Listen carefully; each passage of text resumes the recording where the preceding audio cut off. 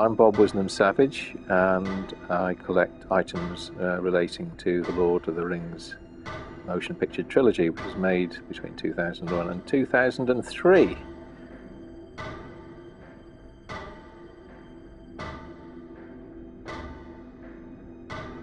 I started to collect because I fell in love with the movies. I'd read the book a couple of times, but the movie really brought it all to life and together for me.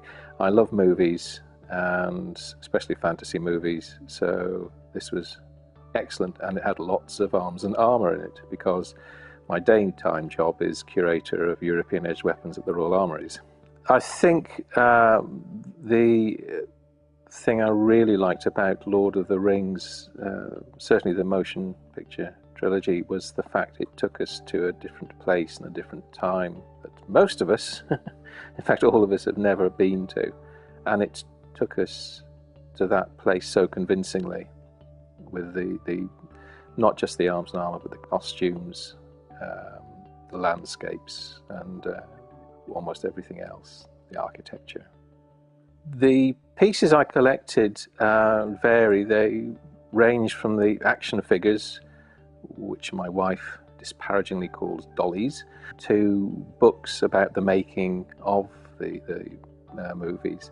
The action figures I liked because of the incredible amount of detailing that went into them. They seemed a bit different from the normal types and range of action figures.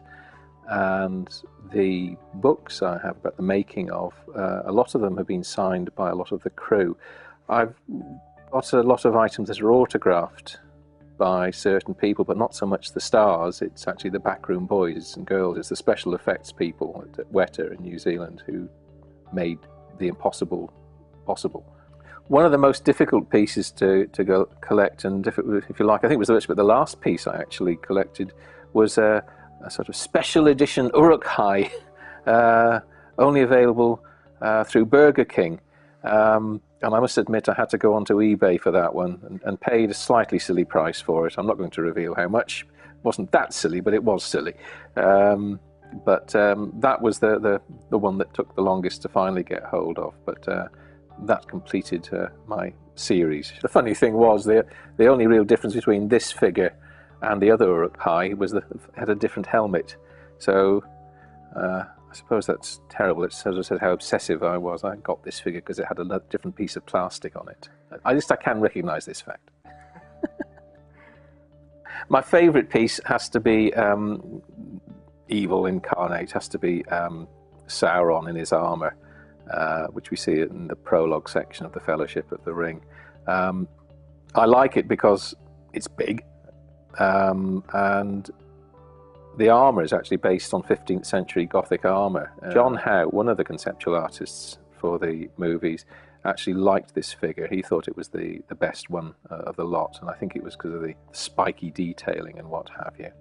And the helmet is based on the skull of a dead horse, and of course it has its added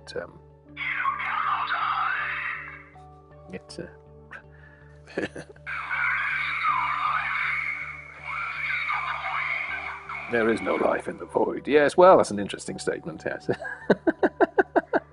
Weta were trying to create, and Peter Jackson and Richard, we're all trying to create, again, a place we haven't been to before, a past, an ancient past of the earth. And so they created arms and armour that would be practical, but was not totally fantastic. It had a reality to it. And hence some of the armour is based on Gothic armour, German armour of the 15th century. Other armour is based on pieces such as those found at Sutton Hoo from the 7th century. So you have this amazing amalgam of pieces with a basis in reality, but then taken a step further. The result being they become totally original pieces of design, but still look functional. My favourite piece that isn't a figure is what I'm wearing, this little cap, which perhaps doesn't look much, but it's got Weta on the back, as you can see, and it's got the red eye of Sauron on the front. This was a logo designed by John Howe. This was given to me by Richard Taylor of Weta when we visited there in 2006, and it is a cap, a production crew cap, so that's a real sort of a souvenir.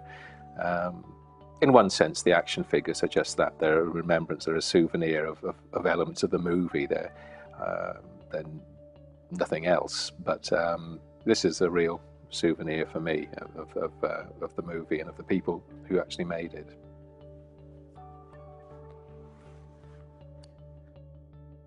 One of my other favourite pieces is this framed, signed print of the poster for Lord of the Rings, The Fellowship of the Ring.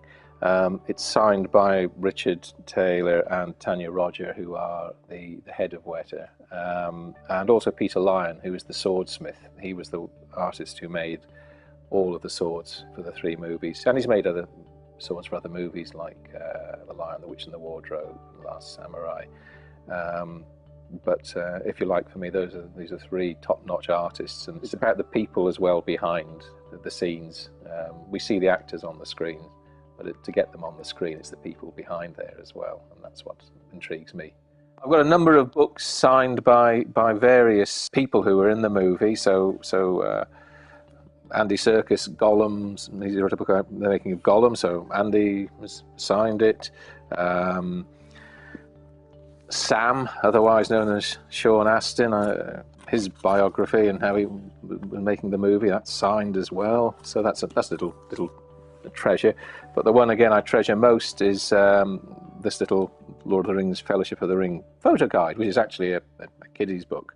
But I took it with me when I went to New Zealand, and it was rather nice because, again, down at Weta, the heads there went and signed it for me, but they put a little inscription in it. And to Bob, may all your elven ships take you safely home to harbour from your friends in Middle-earth. Say cheers, Richard Taylor, 2006 Weta.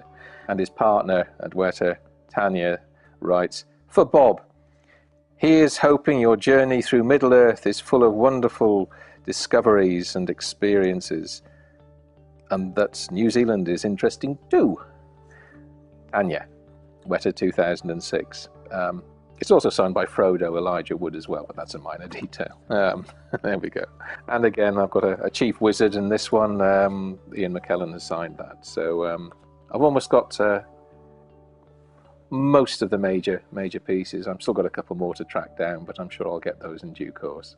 I'm not so obsessive that I've collected every single variant of every single figure. Some have real woolen cloaks, others have plastic cloaks. I'll go with a plastic one. I'm not going to chase every single last one down, although I have got examples of all the ones as far as I know. And of course, no serious collector would be without the One Ring. Except I think there might be more than one of these rings somehow. I've got a strange suspicion about it, and it doesn't make me go invisible either. I've tried it.